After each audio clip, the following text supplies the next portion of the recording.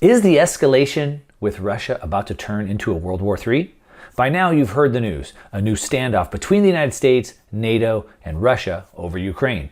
On Twitter, we can see the hashtag World War III is trending, and countless articles are popping up, everything from preparing for nuclear explosions, Biden's warning Americans to leave Ukraine, to can the US handle conflicts with both Russia and China at the same time? So in this video, I'm going to explain the background story about Ukraine, how we got here, 3 reasons why I think Russia will eventually take over Ukraine, 1 reason why I think they shouldn't, but still, I think they will. And with the implications, what's going to happen in the financial markets. So let's go. All right, welcome back. If you're new to the channel, my name is Mark Moss, and I make these videos to change the way you think about money because almost everything that you have learned is wrong. And there's always different ways to look at things, and I like to provide that perspective. Today, we're going to look at Russia, Ukraine, the United States, what's happening in this world of geopolitics, and of course, how does that relate to us in the United States or wherever you're at in the world, and even more importantly, what is going to happen with the financial markets that are already in turmoil, and what are we going to do to prepare ourselves for that? All right, so like I said, Russia, Ukraine, the US, it's all over the news, right? Are we going to go to war? Will Russia invade? Will the US step in to prevent them? And like I said, will it escalate to World War III? As I said, WW3 is trending on Twitter. And so is it going to happen, or is it just political theater? Political theater meaning, are they just posturing? Are they just pretending to do something? Or is it actually going to be a hot war?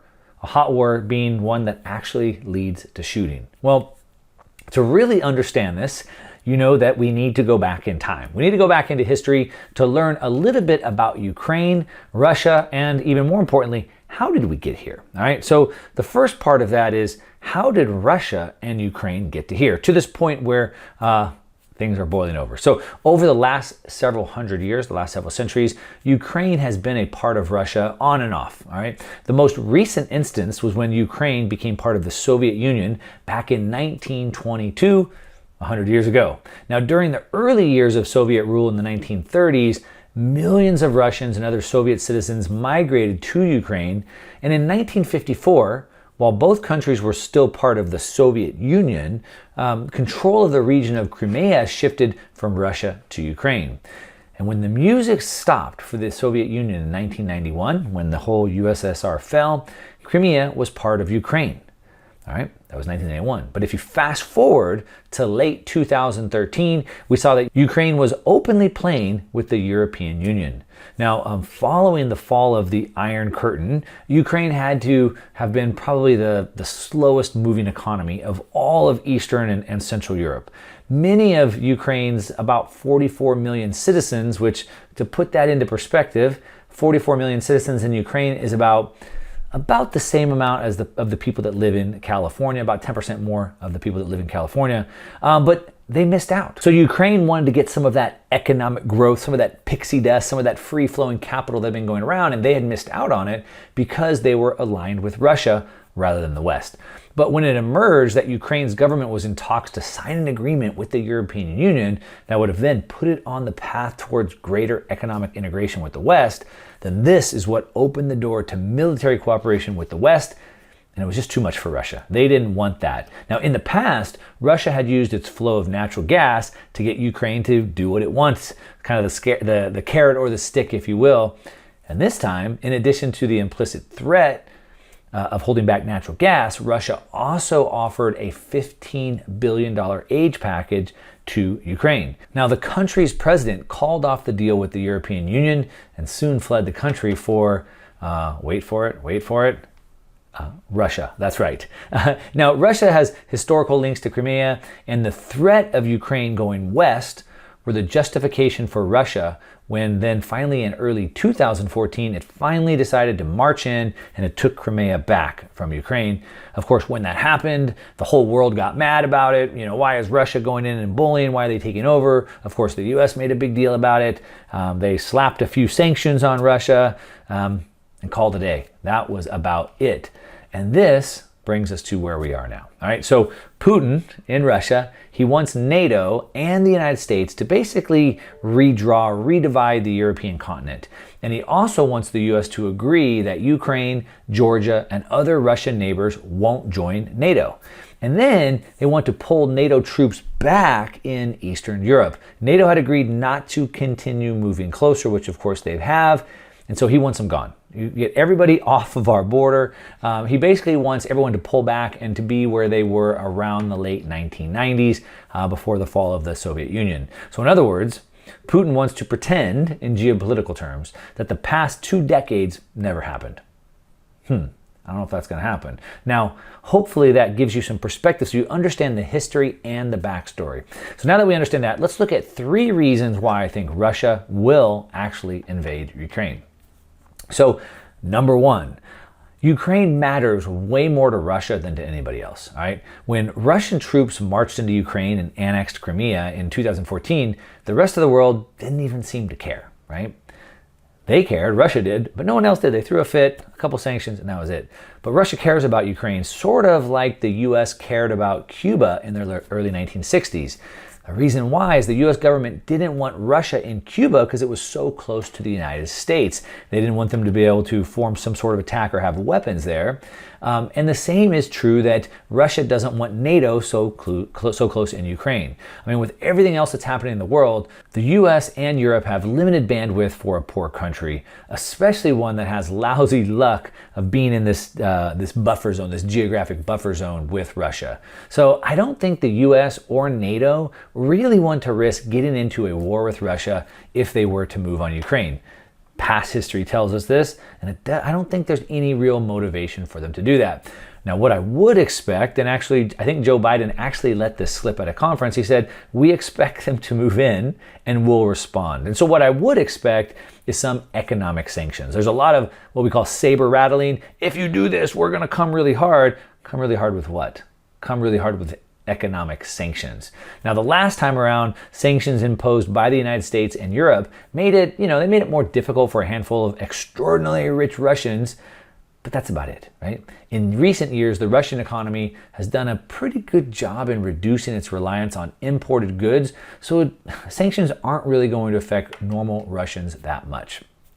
All right. The second reason why I think they're going to do it is that in Russia, their demographics and the economy demand. So Russia's demographics, the amount of people and the age groups of those people looking forward is absolutely terrible.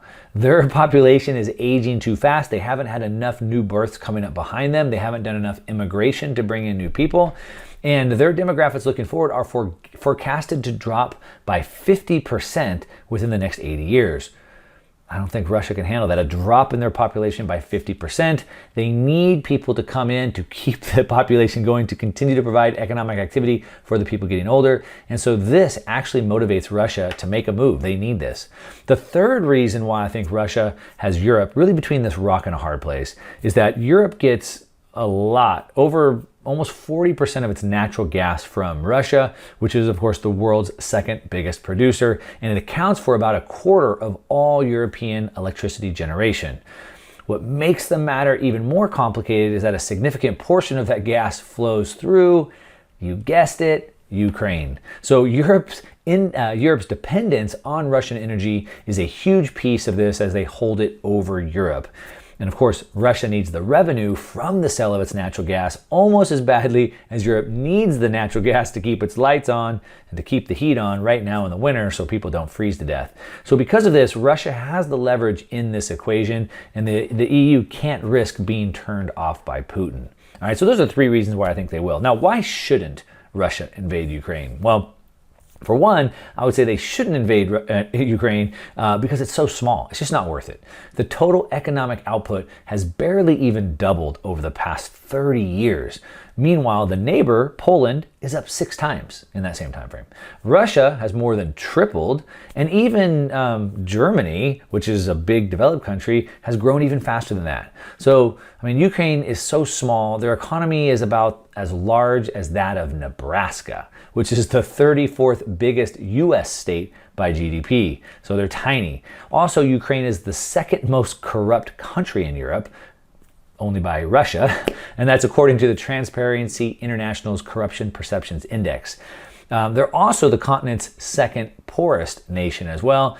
And I mean, besides being all that, low population, second poorest, it's also hemorrhaging its most important resource, which is quote unquote Ukraine's quiet depopulation crisis, which was the name of an article headlined in 2020 in The Atlantic. And why would Russia, a country with plenty of problem of its own, want to take that on? Now, of course, that's also ignoring the far more obvious downsides of war. An invasion on Ukraine would prove a very costly exercise that could push Russia into a recession.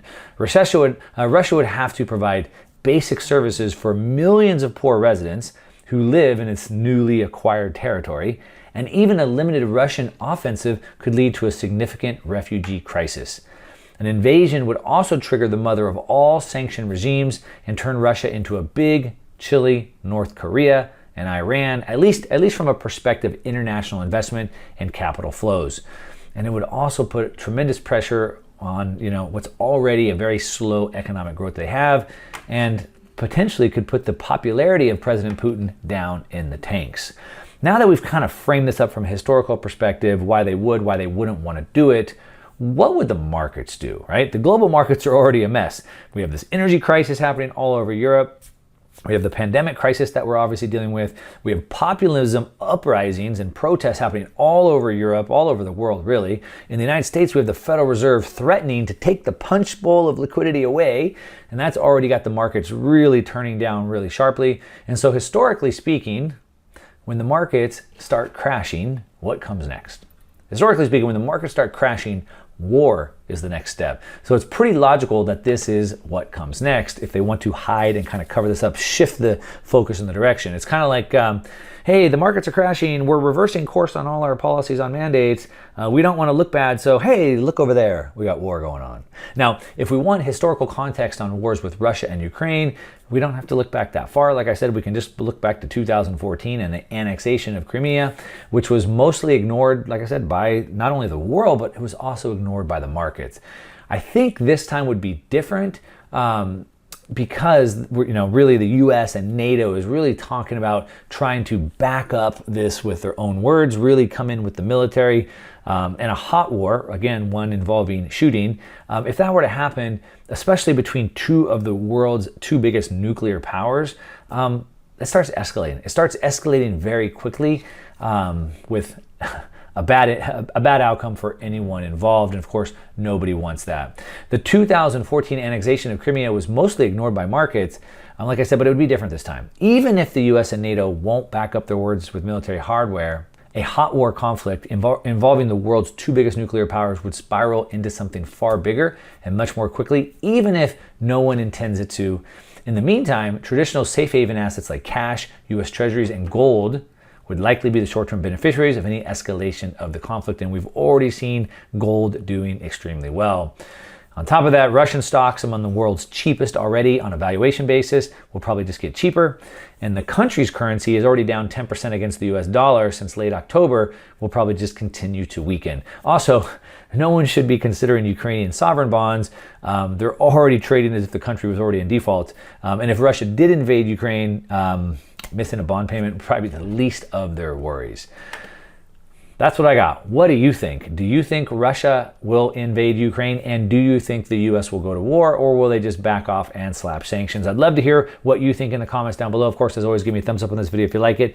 If you don't like this video, give me a thumbs down. That's okay. But either way, leave me a comment and at least let me know what you think. That's what I got for you today, all right? To your success. I'm out.